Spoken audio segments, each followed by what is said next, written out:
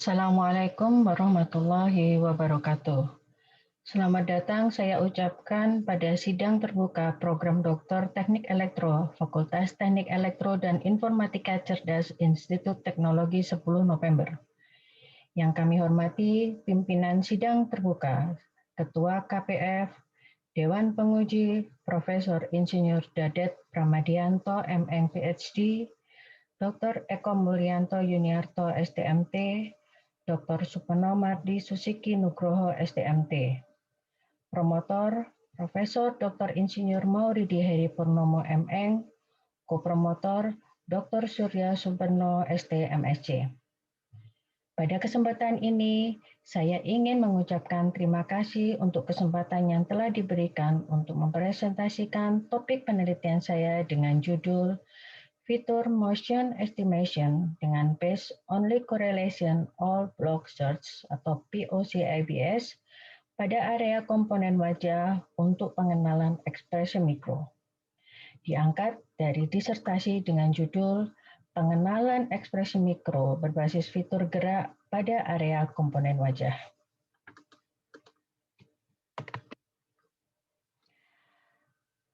Adapun yang menjadi latar belakang penelitian saya adalah semakin berkembangnya penelitian berkaitan dengan ekspresi manusia, seperti yang kita ketahui bersama bahwa ekspresi manusia atau mimik manusia adalah gerakan di satu atau banyak area di wajah. Ekspresi ini pada umumnya terjadi karena adanya stimulus yang berkaitan dengan emosi. Namun, tidak semua hal berkaitan dengan emosi akan menyebabkan ekspresi yang ada di wajah. Ekspresi dibagi menjadi dua, ekspresi makro dan ekspresi mikro. Seperti yang kita lihat di layar, bahwa ekspresi dengan label yang senang, keduanya ini adalah ekspresi dengan label yang senang, akan menampilkan hal yang berbeda. Pada ekspresi makro, pada puncak ekspresi atau daerah apex, yaitu pada posisi di antara onset dan offset, terlihat ada banyak area di wajah yang bergerak untuk menunjukkan rasa senang itu. Sedangkan pada ekspresi mikro, jika diperhatikan mulai dari posisi awal atau onset sampai posisi akhir, nyaris tidak ada perubahan. Kalau diamati lebih detail lagi, ada perubahan sedikit yaitu pada area mata dan area mulut. Hal ini terjadi ketika orang melakukan ekspresi mikro atau terjadinya ekspresi mikro itu adalah ketika seseorang ingin menyembunyikan perasaan dari dirinya sendiri atau dari orang lain. Ada banyak contoh dari ekspresi mikro. Contohnya adalah ketika menonton tontonan film di bioskop. Ketika ada tontonan yang lucu, tidak semua orang menunjukkan ekspresinya. Ada yang memang menunjukkan dengan giginya terlihat, ada yang hanya tersenyum simpul seperti Bapak yang di sebelah kiri. Sama-sama ketika menonton tontonan yang lucu. Hal ini terjadi karena beliau melakukan menahan ekspresi. Ekspresi mikro juga ditunjukkan ketika orang menyembunyikan ekspresi sebenarnya atau yang diistilahkan dengan fake emotion. Pada gambar di sebelah kiri adalah kondisi real, kondisi yang sebenarnya ketika orang bahagia, mata berkerut, bibir terangkat, pipi juga terangkat. Sementara ketika fake emotion, mata itu terlihat tertahan, tidak menunjukkan rasa bahagianya. Ini bisa dideteksi sebagai fake emotion, termasuk salah satu bentuk untuk mendeteksi kebohongan. Hal lain yang terjadi dengan ekspresi mikro atau yang banyak contoh dari ekspresi mikro adalah contoh wanita Jawa. Wanita Jawa itu sudah dengan aturan kebudayaannya tidak boleh menunjukkan ekspresi yang berlebihan, terutama ketika dia marah. Orang wanita Jawa harus bisa memendam rasanya sehingga ekspresi yang ditampilkan harus terlihat seperti baik-baik saja. Penelitian di daerah sini juga sudah mulai banyak dilakukan, sudah ada yang dilakukan. Yang saya lakukan kemarin tahun 2015 adalah mengamati perubahan ekspresi yang terjadi pada wanita Jawa. Nah, ini berlatar belakang dari adanya tontonan film yang ada di TV yang cukup berlebihan ketika ingin menampilkan marahnya wanita Jawa. Atas dasar itulah sebetulnya penelitian ini dulu diawali. Seperti yang sudah dijelaskan di depan, ekspresi mikro dan ekspresi makro itu punya hal yang cukup mutlak bisa terlihat perbedaannya, di mana ketika orang mengalami ekspresi mikro atau terjadinya ekspresi mikro, Nyaris tidak ada perubahan di wajah. Sementara pada ekspresi makro terlihat sangat banyak perubahan di wajah dari posisi netral di pojok kiri atas hingga posisi yang mutlak wujud itu ekspresi ada di pojok kanan bawah. Ekspresi makro terjadi lebih dari 500 milisecond atau waktu yang panjang terjadi pada banyak area di wajah. Sementara ekspresi mikro waktunya lebih cepat, kurang dari 500 milisecond, hanya ada 1 atau 2 area saja di wajah. Hal inilah yang menjadi latar belakang penelitian ini dilakukan, yaitu bagaimana melakukan pengamatan yang lebih detail lagi dan dalam akurasi yang lebih baik lagi dibandingkan dengan penelitian-penelitian sebelumnya. Pada penelitian yang sudah banyak dilakukan oleh peneliti ekspresi makro, ada yang sudah melakukan pengamatan berbasis region, di mana Duan salah satunya melakukan pengamatan membandingkan antara meneliti pada seluruh wajah, area mata, dan area mulut. Ternyata hasilnya adalah pada area mata menjadi hasil yang lebih akurat dibandingkan area seluruhnya. Atas dasar inilah dalam penelitian yang saya lakukan ini adalah bagaimana saya bisa melakukan pengamatan lebih detail lagi pada area komponen wajah dengan harapan hasilnya akan bisa lebih akurat lagi.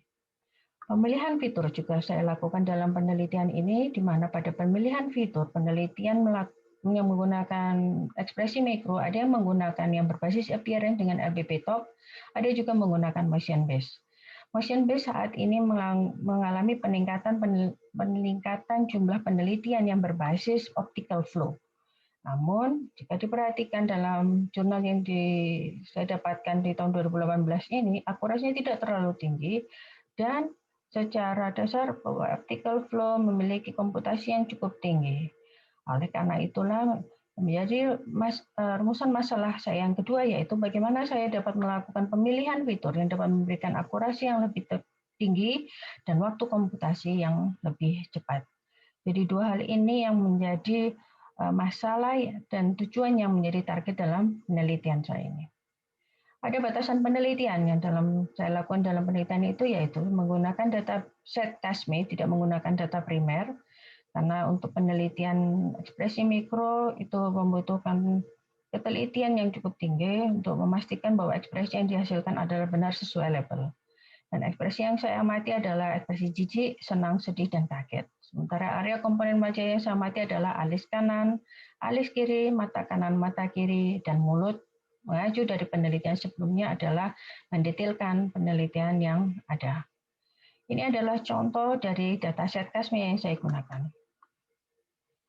Jika diperhatikan, nyaris tidak ada pergerakan, padahal sebetulnya ada gerakan di daerah alis.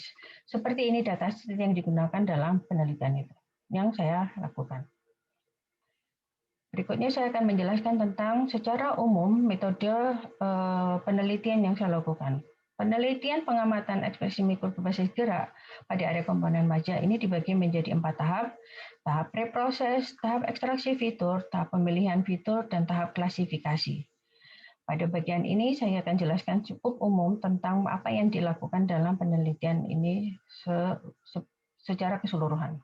Ini adalah dataset CASME yang digunakan secara detail adalah berisi wajah-wajah dari orang Cina, karena dataset CASME ini adalah Chinese Academy of Science Micro Expression. Dikumpulkan dari 35 orang dari etnis Cina, bersifat spontan, dinamis, dengan kecepatan frame 200 frame per second. Jumlah frame bervariasi setiap klipnya. Resolusi sampel adalah 640-480 pixel untuk rekaman yang disimpan sebagai MPEG dengan resolusi sekitar 280-340 pixel untuk area yang dipotong. Pada penelitian ini saya menggunakan image sequence mulai dari onset hingga offset dengan label senang, jijik, terkejut, dan sedih. Ini adalah gambar keseluruhan dari penelitian saya. Jadi, ada dataset CASME, deretan gambar dataset CASME ini ada tahapan preproses. Tahapan preproses ini saya tuangkan dalam satu penjelasan khusus, yaitu tentang pendeteksian area komponen wajah berbasis diskriminatif respon matte fitting. Ini saya sudah hasilkan dalam jurnal pertama di JNTT tahun 2018. Tahapan berikutnya yaitu adalah tahapan ekstraksi fitur, tahapan pemilihan fitur, dan tahapan pengenalan ekspresi mikro. 3 tahapan ini saya kumpulkan di dalam pengenalan ekspresi mikro dengan fitur motion estimation menggunakan phase only correlation. Ini saya keluarkan dalam jurnal IGS INAS tahun 2020. Secara umum penelitian yang kami lakukan adalah seperti ini. Akan saya jelaskan lebih detail setiap tahapan yang ada. Pendeteksian area komponen wajah berbasis DRMF. Ini adalah tahapan preproses dari penelitian saya, di mana dalam pembentukan area-area komponen wajah, saya menggunakan acuan menggunakan titik-titik landmark DRMF. Ada 49 titik landmark DRMF yang saya jadikan acuan dalam pembentukan kotak-kotak. Ada penomoran yang sudah ditentukan dalam DRMF, yaitu contoh seperti ini, alis kiri adalah angka 1 sampai 5, alis kanan adalah 6 sampai 10, area mata adalah 20 sampai 25, mata kanan 26 sampai 31, dan mulut 32 sampai 49. Titik-titik ini saya jadikan acuan dalam pembentukan kotak-kotak pengamatan. Sehingga contohnya yang dibentuk adalah seperti kotak-kotak merah ini. Dalam pengujian yang saya lakukan, saya membandingkan menggunakan DRMF, kemudian saya bandingkan dengan ASM dan Viola-John, metode Viola-John. Selain menggunakan Viola-John sebagai deteksi wajah, Viola-John juga bisa digunakan untuk mendeteksi area komponen wajah.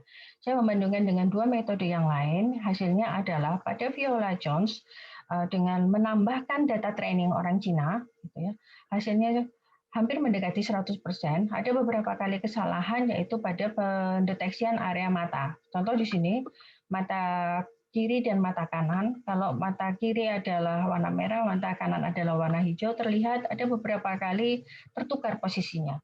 Itu yang sering terjadi pada penggunaan Viola-John.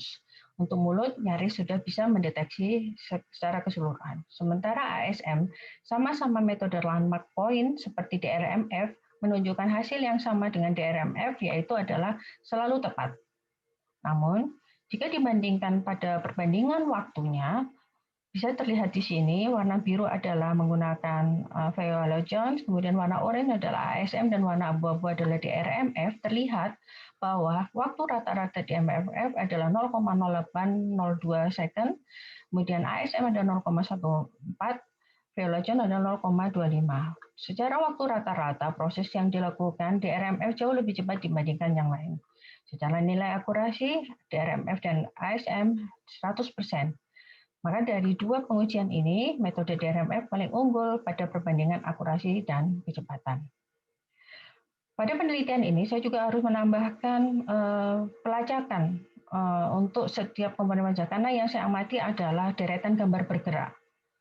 Oleh karena itu, akan kemungkinan terjadi pergeseran dari gerakan kepala yang tidak bisa dikontrol, sehingga saya perlu menandai pergerakan yang ada dari kepala atau wajah yang ada, sehingga harapannya adalah area komponen wajahnya bisa selalu tepat pada area yang sudah ditandai sejak awal. Pada pengamatan ini, penelitian ini saya menggunakan metode Kanada-Lukas Tomasi atau KLT dengan memberi tanda pada titik hidung. Karena titik hidung itu nyaris jarang sekali ada pergerakan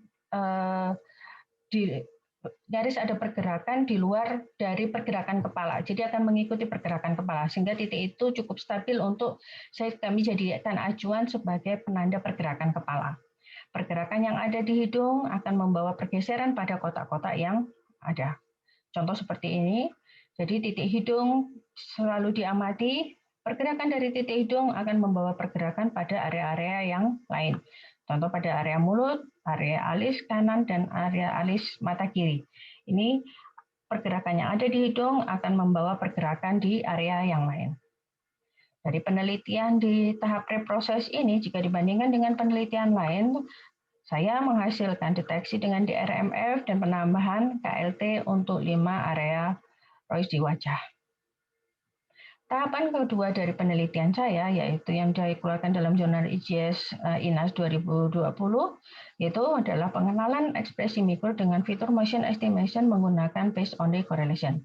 Pada tahapan ini, saya menjelaskan bagaimana fitur yang saya temukan atau fitur yang menjadi kontribusi penelitian saya ini dapat menghasilkan pengamatan yang lebih akurat dalam mengamati gerakan yang ada pada ekspresi mikro.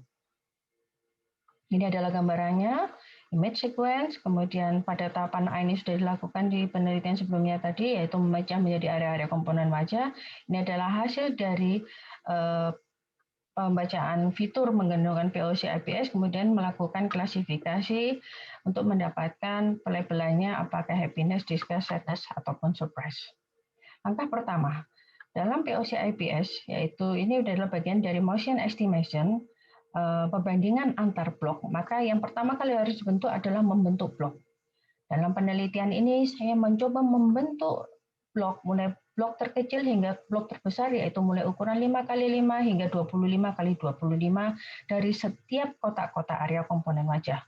Contoh di sini adalah area mulut, di mana contoh yang di paling atas ini adalah ukuran 5x5 piksel, akan terbentuk sebanyak 224 kotak untuk area mulut.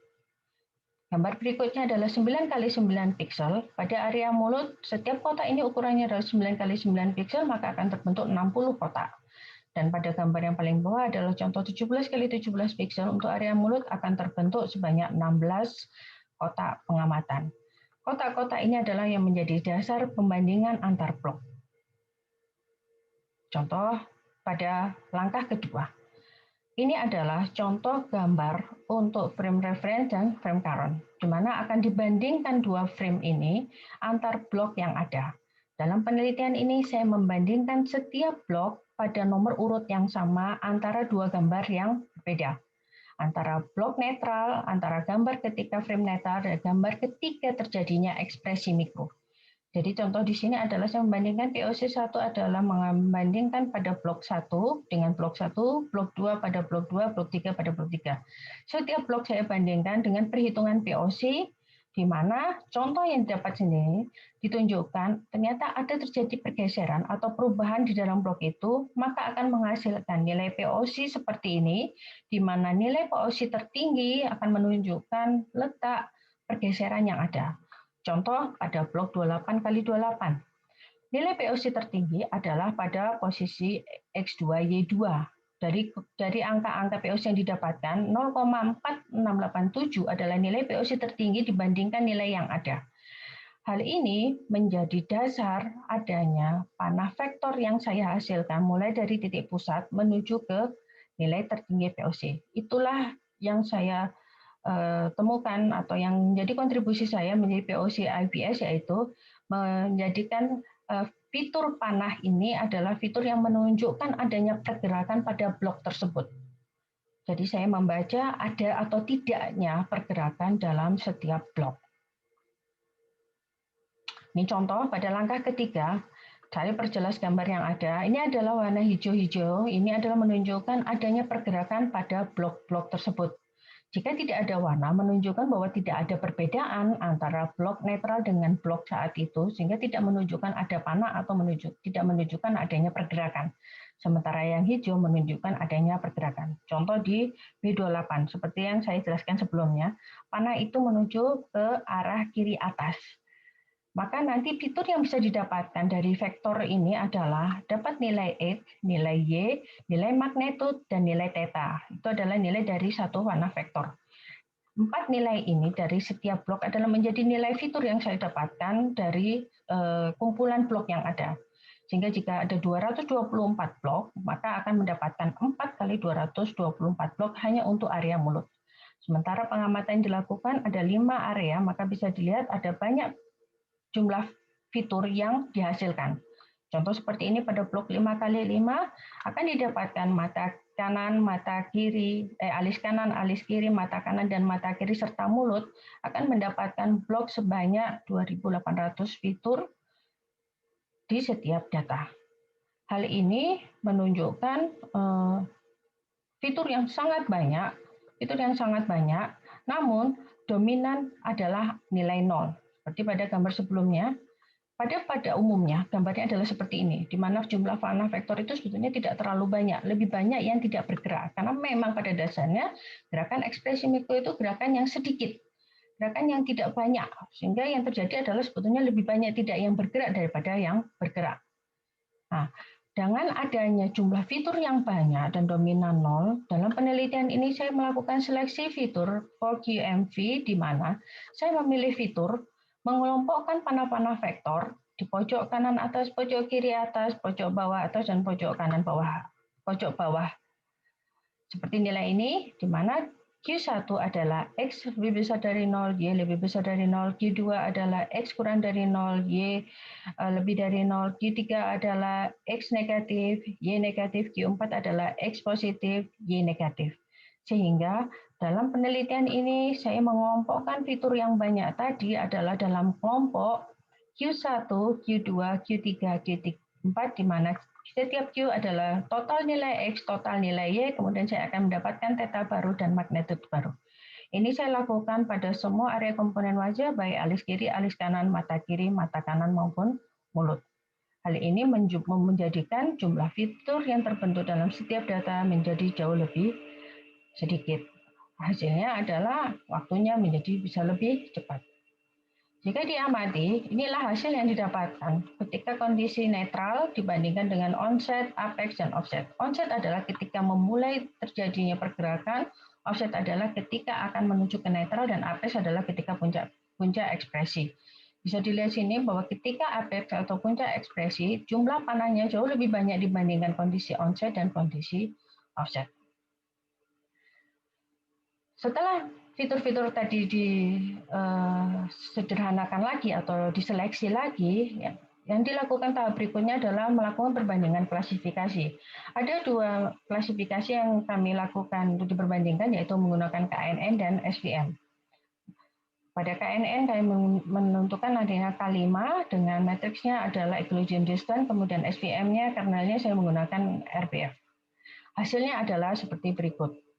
Pada nilai akurasi KNN tertinggi adalah dalam blok 5 kali 5. Namun hasilnya tidak terlalu cukup stabil, mengalami penurunan yang sangat drastis, kemudian naik pelan-pelan. Sementara pada SVM nilai tertinggi juga pada blok 5 kali 5, tapi masih kalah dibandingkan KNN, namun nilai akurasinya walaupun menuju ke rendah juga, tapi hasilnya jauh lebih stabil dibandingkan punyanya KNN. Dari pengamatan yang saya lakukan tadi perbandingan akurasi, saya juga melakukan perbandingan akurasi dengan POC full search. Full search ini adalah POC yang banyak dilakukan oleh peneliti POC, yaitu di mana membandingkan blok di sekitarnya untuk mendapatkan mana posisi blok letak perpindahan dari blok yang dibandingkan. Sementara yang saya lakukan dengan POC IPS adalah hanya membaca pergerakan setiap blok. Jadi kalau POC-FS ini adalah mencari di mana letak perpindahannya. Kalau POC-IPS saya menghitung seberapa pergerakan dalam setiap blok. Di sini saya melakukan perbandingan. Ini adalah hasil yang saya amati pada tontonan video yang sama atau deretan gambar yang sama. Jumlah panah FS akan jauh lebih besar dibandingkan POC-IPS karena dia akan menunjukkan letak dari blok yang diamati. Dalam penelitian ini saya membandingkan 4 blok di sekitar. Ini hasilnya, dan ini adalah hasil akurasi yang saya dapatkan dan waktu proses yang saya dapatkan. Dalam perbandingan waktu proses, keduanya ini semakin besar ukuran bloknya adalah semakin cepat. Hal ini terjadi karena jumlah blok yang diamati lebih sedikit.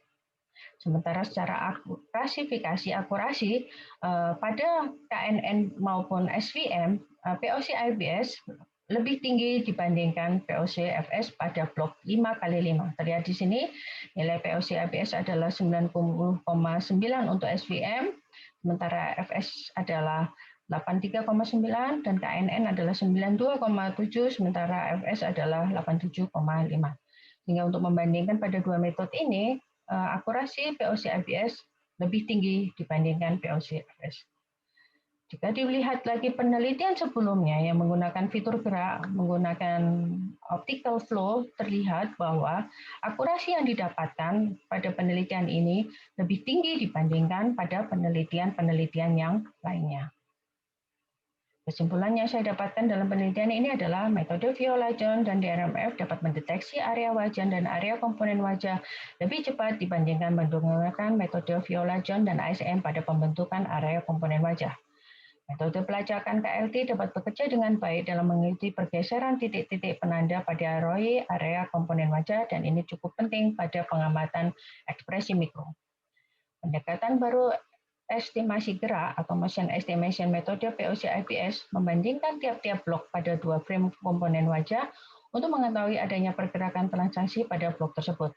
Metode ini dapat mengenali gerakan halus ekspresi mikro lebih cepat dan akurat dibandingkan dengan metode figur gerak lainnya. Rata-rata waktu yang diperlukan oleh metode POC-IPS adalah 0,077 detik per frame. Selain itu, terdapat peningkatan akurasi pengenalan ekspresi mikro menggunakan POC-IPS pada klasifikasi KNN dan SVN sebesar 92,7% dan 90,9% mengungguli POC-IPS dengan selisih 5,3% dan 7%. Berdasarkan hasil yang telah diperoleh pada penelitian sebelumnya, maka rencana penelitian selanjutnya adalah mengamati lebih dalam lagi pada gerakan kepala agar penandaan area komponen wajah lebih tepat dan akurat. Pembuatan dataset ekspresi mikro orang Indonesia dan membuat pengenalan ekspresi mikro yang real-time. Kontribusi penelitian saya adalah menggunakan penanda DRMF untuk pembentukan area komponen wajah dan penambahan KLT, kemudian penggunaan metode POC-IPS untuk mendapatkan fitur gerakan di wajah, dan seleksi fitur saya menggunakan 4D MV pada pengelompokan data-data fitur yang ada. Ini adalah vision penelitian saya. Bahwa ada tahapan area wajah ini ada 2 tulisan yang saya keluarkan, yaitu JNTT dan seminar internasional. Kemudian pada ekstraksi fitur saya menuliskan pada IGS, dan pada ekspresi emosi manusia saya melakukan penelitian dulu di awal, yaitu mengamati tentang wanita Jawa. Ini tulisan publikasi penelitian saya pada IGS tahun 2020 dengan judul Novel Approach on Motion Estimation for Microexpression Recognition Using Face Only Correlation with All Block Search. Kemudian tulisan yang pertama yaitu dengan di Sinta 2 di JNTT dengan judul Menuju Pengenalan Ekspresi Mikro Pendeteksian Komponen Wajah Menggunakan DRMF. Ini adalah tulisan di seminar internasional yang pertama tahun 2015. The synthesis of Japanese woman facial image on anger expression based on emotion regulation, dan kemudian SENIM tahun 2018 micro expression comparison of speed and marking accuracy in facial component detection. Terima kasih. Demikian presentasi dari saya. Assalamualaikum warahmatullahi wabarakatuh.